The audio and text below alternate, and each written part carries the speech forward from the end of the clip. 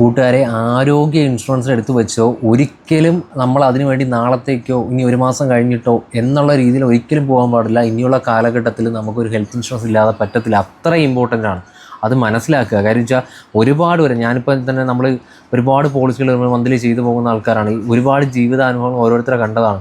കാരണം എന്തെങ്കിലുമൊക്കെ അസുഖങ്ങൾ വന്നിട്ട് പോയി കഴിഞ്ഞാൽ പിന്നെ നമുക്ക് ഹെൽത്ത് ഇൻഷുറൻസ് ആ ഒരു വ്യക്തിക്ക് പിന്നെ ജീവിതത്തിൽ ഒരിക്കലും കിട്ടത്തില്ല. അപ്പം നമ്മൾ ആരോഗ്യത്തോടുള്ള സമയത്ത് നമ്മളൊരു ഹെൽത്ത് ഇൻഷുറൻസ് എടുത്തു വയ്ക്കുക.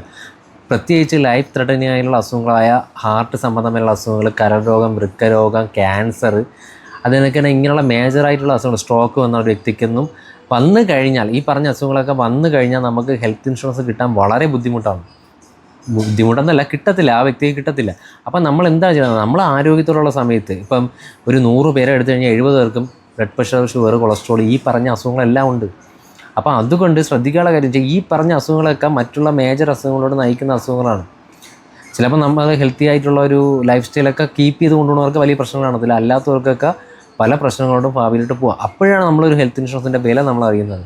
എന്തെങ്കിലും ഒരു പെട്ടെന്നൊരു ആപത്ത്, സ്ട്രോക്ക് വന്ന ഒരു വ്യക്തിക്കൊക്കെ ഒരു 3 ദിവസം 4 ദിവസമൊക്കെ വെന്റിലേറ്ററിൽ കിടന്ന ആൾക്കാർ എന്നെ വിളിച്ചിട്ടുള്ളതുണ്ട്. അവർക്ക് അന്ന് പൈസ ഇല്ലാത്തതുകൊണ്ട് എടുത്തില്ല. ഇപ്പം മന്ത്ലി EMI ആയിട്ട് അടച്ചു പോകാം. പണ്ടത്തെ കണക്ക് വർഷം തോറും പ്രീമിയം 20,000 30,000 കൊടുക്കേണ്ട കാര്യങ്ങളില്ല. ഇപ്പം മാസം ഒരു 750 രൂപയ്ക്ക് തന്നെ ആരോഗ്യ ഇൻഷുറൻസ് 5 ലക്ഷത്തിൻ്റെ കിട്ടും.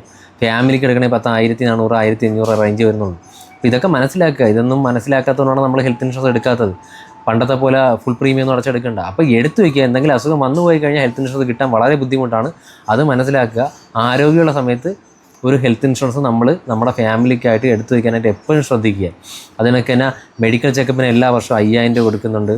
അൺലിമിറ്റഡ് റീസ്റ്റോറേഷൻ വരുന്നുണ്ട്. അൺലിമിറ്റഡ് റീസ്റ്റോറേഷൻ എന്ന് വെച്ചാൽ നമ്മൾ 10 ലക്ഷത്തിൻ്റെ കവറേജ് എടുത്ത് പെട്ടെന്നൊരു ഹോസ്പിറ്റലിൽ നിന്ന് ഒരു 5-6 ലക്ഷം എടുത്തു കഴിഞ്ഞാൽ അത് 24 മണിക്കൂർ കൊണ്ട് റീസ്റ്റോറായി വീണ്ടും 10 ലക്ഷം തന്നെ ഉണ്ടാവും.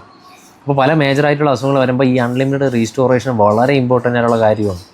അതിനൊക്കെ home treatment facility, doctor, nurse നിങ്ങളെ വീട്ടിൽ വന്ന് ട്രീറ്റ്മെൻറ്റ് ചെയ്യും. അത് ക്രിട്ടിക്കലായിട്ടുള്ള അസുഖങ്ങളല്ല, അല്ലാത്ത അസുഖങ്ങൾക്ക് അതൊക്കെ ഫ്രീ ആയിട്ട് പ്രൊവൈഡ് ചെയ്യുന്നുണ്ട്.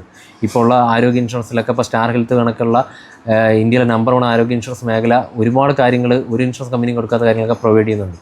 അപ്പോൾ ഈ മാസ അളവിൽ നമുക്ക് ആരോഗ്യ ഇൻഷുറൻസ് എടുത്തു വയ്ക്കാനുള്ള ഒരു അവസരം ഈ ഒരു കാലഘട്ടത്തിലുണ്ട്. അത് യൂസ് ചെയ്തുകൊണ്ട് തന്നെ നമ്മൾ ഹെൽത്ത് ഇൻഷുറൻസ് ഓരോ ഫാമിലി എടുക്കുക. ഇനി ഒരു താമസവും കൂടാതെ എടുക്കുക. നല്ലൊരു ഹെൽത്ത് ഇൻഷുറൻസ് പാക്കേജ് ഞാൻ എടുത്തു തരാം. താഴെ കാണുന്ന നമ്പർ വിളിക്കുക. ഓക്കെ.